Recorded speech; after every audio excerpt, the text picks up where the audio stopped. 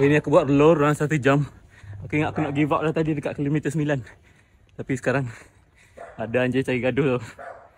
Dia nak kejar aku, dia nak gigit betis aku. Celaka betul. Sekarang kita kejar dia balik. Tak pasal-pasal tambah mileage. Penat tu.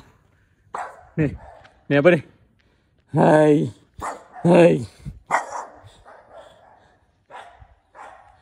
Apa? Kena seram weh. Aku ajar orang bergabung. 5 ekor ada tadi. Kita kejar balik. Penat bukit ni. Oh, penat. P2 aku rasa anjing tadi. Nak tahap minai sekejap. Lagi kita sambung kejar lah. Aku nak cari ni. Nak bagi dia terberak. Gerap aku. Masalah anjing ni aku dah report banyak kali tau. Dekat apa respon rakyat lah apps tu. Siap follow up. Senyap aku tak tahulah. Diorang masih dalam siasatan ke. Siap dengan gambar aku hantar. Tak settle masalah anjing ni. Kalau dia tak kacau orang tak apa. Dia kejar. Itu kejar anak aku. Ni pagi ni kejar aku sendiri. Geram betul lah. Ada solution tak untuk masalah anjing? Kita tak kacau dia tu. Sampai sudah tak jumpa anjing tadi. Laju diorang lagi.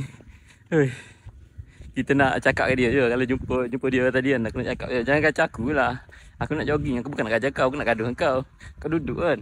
Kau jaga kawasan kau. Jangan kacau aku. Jangan kacau anak aku. Dah jadi gila lah bercakap dengan anjing. Tapi memang aku ajar kalau anjing macam tu kan. Majlis pun aku tak tahu lah. Aku tak tahu nak cakap macam mana kan. Kalau majlis nampak report aku sebelum ni agak, tolong lah datang tangkap. Bahaya lah kat anak-anak. Kalau macam kita orang tua ni okey lagi. Anak-anak tau. Bahaya. Lagi satu, untuk runner kan, kalau jumpa anjing, jangan lari tau. Kau boleh stop, buat-buat nak ambil batu. Kalau kau lari dia akan kejar. Kalau kita stop dia akan stop juga. Jangan lari. Bahaya. Okey, aku rasa dah 15 kilo kot. Daripada 9 kilo tadi nak give up, dah jadi 15. Dah serabai rambut. Dah tengah hari dah kot. Okay, kena balik lapar nasi lah. Tak prefer tadi. InsyaAllah, alhamdulillah hari ni best, mantap. Tu, ada tu. Oh, tu dia. Seekor. Gang dia tadi mana? Tu lah. Nampak?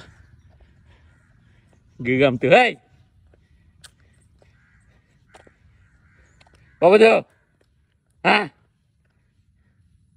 Oi, jangan kacau orang. Ni dia ada anak aku rasa tu yang dia garang sikit ni. Ni dia, majlis. Kalau kau nampak, tolong tangkap lah. Bahaya. Hai! Itulah dia.